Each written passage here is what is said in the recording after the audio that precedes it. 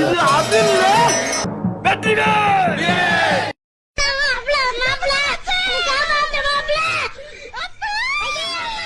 கூலி மிச்சமாமனும் பேச்ச கேட்டுவீங்க வேலைக்கு சட்டம் பத்தியா என் புத்திய செருப்பாலேயே அடிக்கணும்டா.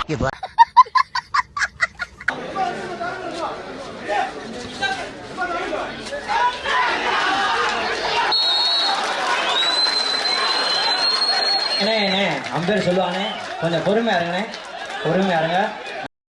காலங்காத்தால உனக்கு குறவழி வரைக்கும் சோத்த போட்டு வண்டியில ஏத்திட்டு வந்ததுக்கு உன்னால என்ன பண்ண முடியுமா அதை பண்ணி. 6 + 2 8 பாயிண்ட்.